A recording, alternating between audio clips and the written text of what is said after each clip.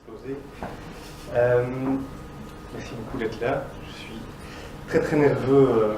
J'espère que ça ne se verra pas de trop. Je vais d'abord parler de la moralité dans la psychose et plus tard sur le contre-transfert. Et si je peux déjà donner une note sur mon contre-transfert, vous formez une masse hostile très anxiogène pour moi. Donc voilà, si je parle trop vite, faites-moi signe. Si je ne suis pas clair, faites-moi signe aussi. L'influence de la cognition morale dans la violence liée à la psychose, tout un programme. Et c'est un programme en fait qui me vient de deux auteurs, Ken O'Reilly et Harry Kennedy. Ce sont les hommes de la Dundrum. Je ne sais pas si certains d'entre vous la connaissent. C'est une échelle très très intéressante. Ils viennent de Dublin. Et contrairement à l'idée qu'on peut avoir du bon Irlandais de Dublin, ils sont impeccablement courtois. Ils parlent dans un anglais BBC. C'était très très chouette de les entendre. Et ce sont des gens qui sont très très collégiaux. Et ça, dans le monde de la recherche, ce n'est pas toujours le cas. Je vais citer quelques exemples de patients qu'on a. Évidemment, les exemples seront anonymisés, mais je vous demande de tout de même les respecter. C'est un exposé qui sera un petit peu plus philosophique, un petit peu plus inspiré que réellement de l'empirie dure et des chiffres froids. Enfin, quoique. Donc voilà, c'est leur travail que j'ai un peu testé un peu chez nous. J'espère pouvoir leur faire honneur avec cette présentation. Alors, pour commencer, voilà, c'est en tout cas un petit peu de situer comment la violence est expliquée par la science empirique, les chiffres, les statistiques.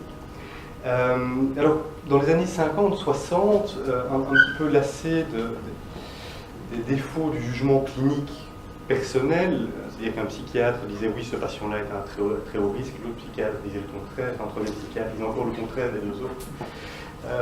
C'était des situations des années 50, maintenant ça n'arrive plus du tout, évidemment. C'est-à-dire qu'à ce moment-là, on était dans des prédictions purement statistiques. Là, les chercheurs se sont dit, ok, on se passe tout à fait du clinicien, on regarde statistiquement quels sont des éléments qui prédisent oui ou non le risque. Si, par exemple, dans certains questionnaires, il y avait « Est-ce que vous avez vécu avec vos deux parents biologiques jusqu'à l'âge de vos 16 ans ?» Si la réponse était oui, très bien, vous étiez à moins de risque. Si la réponse était non, dommage pour vous, vous étiez à plus haut risque. Donc on était dans des logiques comme ça très très froides, dont on a encore quelques réminiscences à la recherche. Ensuite, on s'est quand même dit, mais tiens, c'est quand même intéressant d'inclure les facteurs de risque, et notamment des facteurs liés à la maladie mentale. Donc là, on a réinvité quelque part la clinique dans l'évaluation du risque. On s'est dit, tiens, mais qu'est-ce qu'il y a comme maladie, quels sont les facteurs qui peuvent provoquer des violences dans cette maladie-là, etc. Et puis, encore un peu plus loin, et ça je pense que Pierre Rossal pourra nous en parler un petit peu plus, il y a une autre vague où on s'est quand même aussi intéressé non seulement aux facteurs protecteurs. Ok, très bien, si vous avez tel facteur, vous êtes plus à risque, si vous avez tel facteur qui est présent, ça endigue un petit peu le risque. Et c'est peut-être aussi important de voir quel est le sens que donne à sa vie le patient qu'on évalue. Et alors, en plus, et ça c'est vraiment dernière génération, là on est plus dans des idées de, tiens, quelle est l'adéquation entre son patient et l'environnement. Si on a un patient qui a besoin de beaucoup de structure dans un appartement seul, on sait qu'on va à la catastrophe. Donc on voit au fur et à mesure, quelque part des années, que les aspects cliniques reprennent de plus en plus de place dans l'évaluation du risque. Et pour vous montrer, je prends ici trois outils qui symbolisent ces vagues. Vous voyez qu'il y a la vague dans les années 90, ça c'était purement statistique. Vous voyez, il y a peu d'items qui sont étiquetés en vert, ce qui veut dire que ce sont des items qui ont un rapport avec la clinique. Et quand on va 5-10 années plus loin, on voit que de plus en plus, la maladie mentale et tout ce qui peut être associé au sens de la vie du patient est intégré. Ce qui, je pense, est une bonne évolution. Jusque-là, tout est... Ok, parfait, merci. Alors, l'importance du délire en passe à Jacques, parce que c'est évidemment que les gens auxquels on s'intéresse ici dans cette présentation, c'est les gens qui souffrent de maladies dans le champ de la psychose. On sait que le délire est évidemment un élément qu'on ne peut pas omettre quand il s'agit de violence. Et fort heureusement, on ne l'a pas découvert il y a quelques années, il y a énormément de travaux dans l'interguerre par les psychiatres français qui ont été réalisés. C'est une littérature qui est très intéressante, Malheureusement, c'est une littérature qui a peu traversé le temps, parce que autant elle était vraiment très abondante et très très éclairée, elle a été peu travaillée, peu structurée, peu assemblée, donc elle a peu traversé le temps. Ce qui est malheureux, parce que c'est vraiment des textes que je vous invite à lire, dont par exemple le texte phare de Paul Guiraud, Les meurtres immotivés. Juste pour une idée, qui est-ce qui a déjà entendu parler de Paul Guiraud et des meurtres immotivés? Je vous invite à lire, si vous n'avez rien sur votre table de chevet, c'est pas le cas. Mais voilà, la conclusion qu'on peut quand même en retirer, c'est que le délire est très très important, mais il n'intervient pas dans tous les types de violence. Et surtout, ok, quand il y a un délire, on a peut-être cette idée que c'est très en jeu, mais dans le délire, ce n'est pas les capacités logiques qui sont altérées, c'est le point de départ, c'est l'axiome de départ. J'en parlerai un petit peu plus loin. Ces conclusions de ces psychiatres de l'interguerre ont été validées empiriquement encore et encore et encore dans les dernières années, où effectivement, quand il y a des délires, la relation à la violence, la probabilité de violence est plus élevée. Maintenant, le point que font ces auteurs, O'Reilly et Kennedy, c'est que, voilà, ok, on sait qu'il y a une relation empirique entre le délire et la violence, mais quelle est l'anatomie? En quoi est-ce que la présence d'un délire va signifier ou non qu'il y aurait une violence? Ça, c'est le point que je vais essayer d'apprendre ici. Alors, pour pouvoir un petit peu mieux aborder la violence, il faut essayer un petit peu de la structurer, et ils utilisent deux typologies, il en existe des milliers. Les deux typologies qu'ils utilisent sont relativement connues. Il y a d'abord la violence expressive ou réactive, qui défend une valeur, qui est souvent une réaction affective, qui est souvent impulsive, peu planifiée. Comme par exemple un soignant qui blesse des soignants en se débattant dans l'isolement, par exemple, versus la violence instrumentale, qui est une violence qui est peut-être plus froide, qui vise un plaisir personnel, un enrichissement, un accomplissement de quelque chose, et qui est souvent qu'une planification. Par exemple, une tentative de vol de voiture, un patient qui choisit à décider pour ça. Deux catégories, très très grossières, on est bien d'accord. Qui pense que la première catégorie est celle qu'on retrouve le plus parmi nos intérêts? Ok. Qui pense que c'est la deuxième catégorie qu'on retrouve le plus parmi nos intérêts?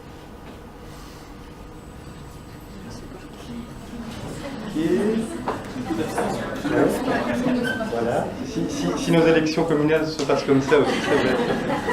On essaye. Qui pense que c'est la première qu'on retrouve plus? Ah, la majorité. 2 tiers. Qui pense que c'est la deuxième? Ok, les gens sont ravisés. Alors, si on cherche dans nos 69 derniers patients, ici chez nous, effectivement, on a 2 tiers qui se rassemblent selon cette première catégorie. Deuxième typologie qu'ils utilisent, c'est la violence qui est motivée par un but qu'ils appellent égoïste, qui défend, qui vise, lui, un enrichissement personnel, et l'autre qui est une violence qui est motivée par une conviction morale. Quelque chose, c'est pas juste, ou justement c'est juste faire ceci, ou on me fait du tort, et je dois défendre quelque chose. Encore une fois, qui pense que c'est la première des catégories qu'on va retrouver le plus souvent chez nous? Ok, il y a 5 maximum là-bas. Qui pense que c'est la deuxième catégorie qu'on va retrouver le plus souvent chez nous? Une majorité, et malheureusement, on est quasiment moitié-moitié. Là, vous semblez étonnant, ça m'a paru aussi étonnant, mais attendez-vous, ça va devenir encore plus étonnant. Si on croise les deux typologies, on a donc la violence instrumentale avec un but personnel et égoïste, et alors on a toute la déclinaison jusqu'à une violence qui est morale et instrumentale.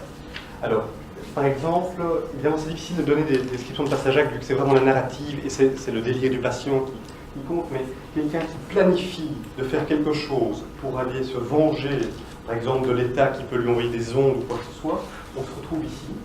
Quelqu'un qui, clairement, a besoin d'argent pour une consommation toxique et qui braque quelqu'un, une maison ou quoi que ce soit, on est plus dans la violence qui est instrumentale.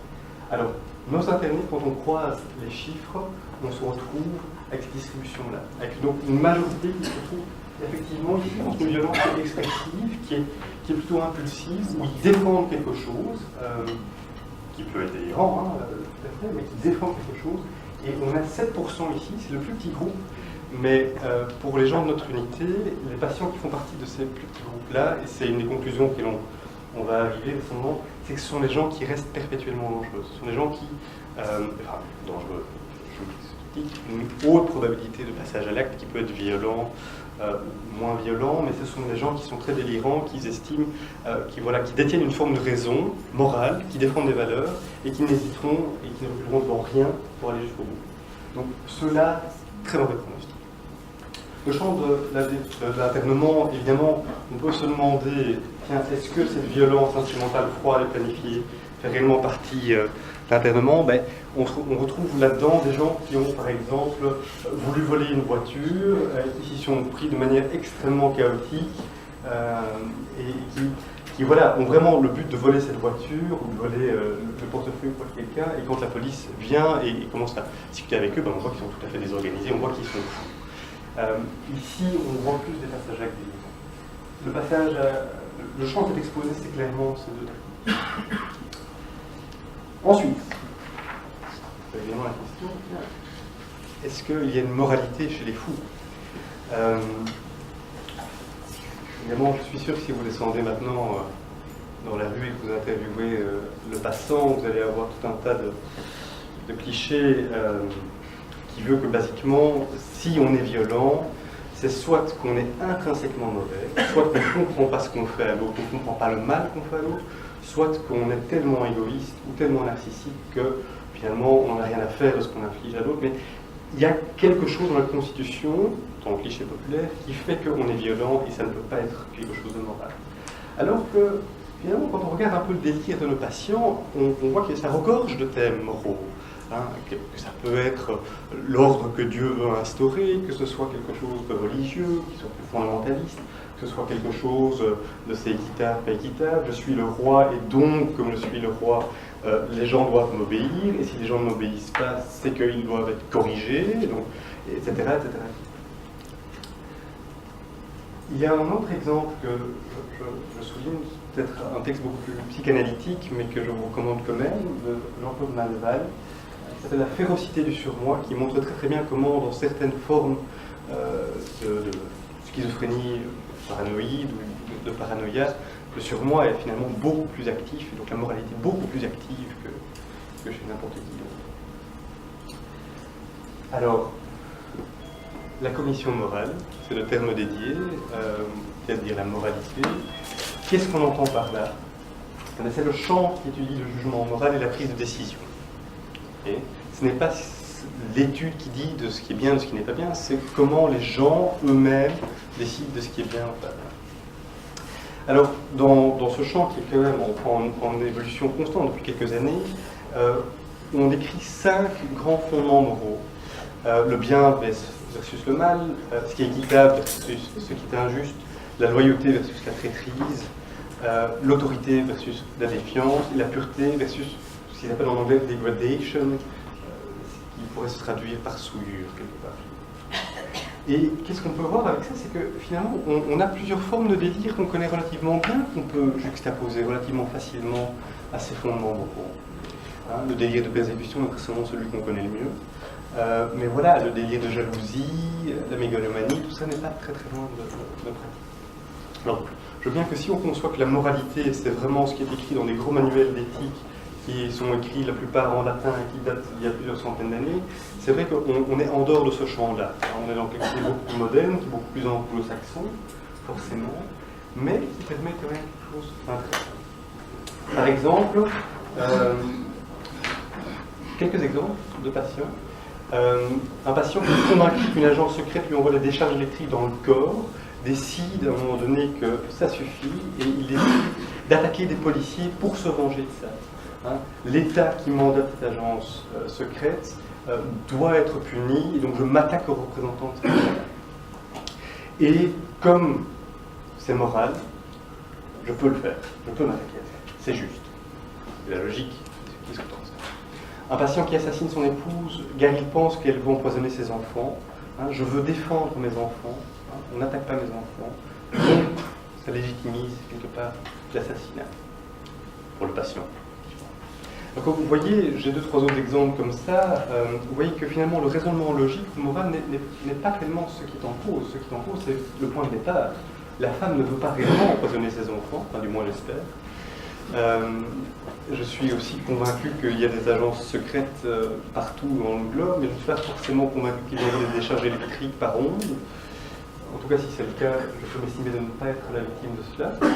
Mais le point de départ est erroné, mais la logique qui en découle pour le patient et ce qu'il met en place pour y répondre est proportionnel pour lui et tient la route pour lui. C'est ça qui est évidemment dangereux.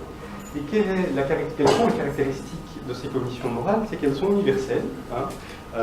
Voilà, tuer quelqu'un, ce n'est pas juste. Qu'on soit ici en Inde, même avec Donald Trump, ça ne reste pas quelque chose d'acceptable. Donc c'est indépendant des lois, des usages, des coutumes.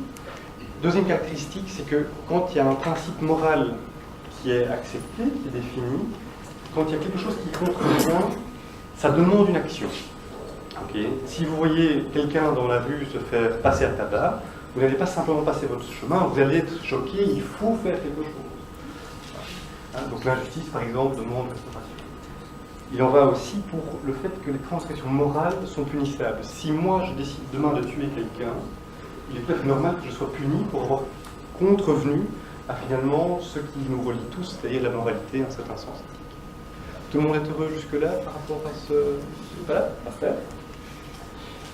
Alors, et c'est là que vient tout le clou du truc, c'est que quand il y a une forme de moralité ou de cognition morale qui est incluse dans le délire, c'est que ça arme littéralement, au sens propre, le délire. Ça donne une arme. Et donc, ils utilisent cette formule qui, je trouve, est assez intéressante, que la moralité weaponizes, donne une arme au délire. Évidemment, il y a des caricatures qui poussent un peu à l'extrême, ce genre de choses-là, mais au nom de quoi peut-on justifier la violence? Alors, effectivement, la moralité légitimise, autorise, contraint à agir. On ne peut pas laisser cette personne empoisonner mes enfants. Je ne peux pas laisser faire ça. Je dois intervenir. En plus de ça, quand une cognition morale est vraiment profonde, ça clive les affects contradictoires et ça les élimine. Par exemple, un des exemples qui me venait, c'est le cas de Geneviève Lermite, qui est malheureusement connue de tous. Elle expliquera par après qu'effectivement, elle est tout à fait au courant que tuer ses enfants n'est pas une bonne chose. Et elle voit bien à ce moment-là que ses enfants, elle doit ruser pour quelque part les assassiner, et que certains se débattent, mais néanmoins, convaincue de son fondement, de sa cognition morale, elle continue, malgré les signes contradictoires. Et c'est ça qui est terrifiant finalement, c'est qu'on voit qu'il ne s'arrête devant rien. Comme je disais, voilà, ça donne une suprématie, une impétuosité au cours des actions. Alors, pour terminer, parce que je termine dans le temps, quelques implications pour le traitement et surtout pour l'évaluation du risque. Je reprends deux slides ici. Évidemment, c'est pas tout de dire, tiens, voilà, le patient désire, c'est important de voir, tiens, quelles sont les préoccupations en cours ou passées du patient. Okay. Ces patients ne sont pas forcément des patients qui ont des hauts scores symptomatologiques sur les outils. Finalement, les 7% dont on parle ici, au final, ils sont en dessous de la moyenne. Ils sont extrêmement délirants, mais ils ne sont pas hallucinés, ils n'ont pas forcément de symptômes négatifs, ils ne sont pas forcément désorganisés, ils sont extrêmement fixés là-dessus. Donc, sur un item, sur un critère diagnostique, c'est-à-dire être délirant, ils sont bien plus loin que la plupart des gens qu'on voit, mais sur les autres items, ils ont des scores quasiment minimaux. Donc, c'est quand même intéressant de voir peut-être que le concept diagnostique du syndrome du paranoïaque est peut-être bien clé ici. Voir évidemment, selon le patient a-t-il convaincu et préoccupé, absorbé pour l'instant, l'est-il encore? Y a-t-il une forme de prosélytisme? Est-ce qu'il essaie de convaincre les gens? Vous avez tous dans vos services ou dans vos usagers un patient qui essaye d'embrigader des autres dans un certain nombre de délires ou pas. Quelle est l'ouverture aux avis contraires par rapport à ça? Je vois des gens qui sourient, donc je pense qu'il y a des gens qui pensent à un patient qui essaie de convaincre d'autres. Quelle est l'ouverture aux avis contraires? Et alors, une des hypothèses qui est en vogue dans la recherche pour l'instant, c'est que l'idée que ou plus les capacités cognitives sont impactées de le patient, ou plus il y a un déficit qui va apparaître dans la conviction morale, ou dans les convictions morales, et que ça devient dangereux. Alors, les auteurs ont aussi mis au point un interview, un guide d'évaluation. Alors, il est très intéressant, c'est très très laborieux. C'est très intéressant, mais très très laborieux. Très intéressant, vraiment, mais beaucoup trop laborieux pour le faire. Mais ils y posent des questions de ceci là. Êtes-vous préoccupé par le mal ou le tort qu'on peut vous faire? Par exemple, ça vous préoccupe-t-il plusieurs fois par jour? Qu'est-ce que la vous fait? Est-ce que ces pensées vous affectent? C'est relativement ouvert. On invite les gens à discuter un petit peu de toutes les convictions selon les 5 domaines qu'ils suivent. Hein, très intéressant, disponible gratuitement pour s'en inspirer. Je pense peut-être que si on a des patients dans les 7%, c'est peut-être intéressant de consulter cela. Il y en a d'autres, je vous les passe parce que je vais terminer maintenant. La conclusion. Voilà, la simple inclusion de la maladie mentale dans l'évaluation de risque est évidemment tout à fait juste, mais grossièrement insuffisante. Une partie de l'explication réside dans le fait que l'anatomie du lien psychose-violence se situe dans les raisonnements moraux qui sous-tendent les délires. Et c'est pour ça qu'il faut peut-être y consacrer plus d'attention plutôt que de se dire, ben, voilà, ces patients sont à côté de la plaque, ça ne vaut peut-être pas la peine d'écouter ce qu'ils ont à dire. Si. Et il s'avère dans la recherche de plus en plus, par exemple, que la cognition morale est un médiateur clé dans la violence. Par exemple, dans une des études qu'ils ont réalisées, ils ont pris 80 schizophrènes ayant commis un homicide versus 40 schizophrènes qui n'en ont pas commis, et ils se sont aperçus que tous ceux qui avaient commis un homicide avaient des notes sur les outils d'évaluation des cognitions morales plus élevées que les autres. Ce qui est un résultat très surprenant, mais très très robuste. Voilà, à ce stade-ci, je n'ai plus tellement de choses pour vous égayer, mais vous avez peut-être des questions à tout cela.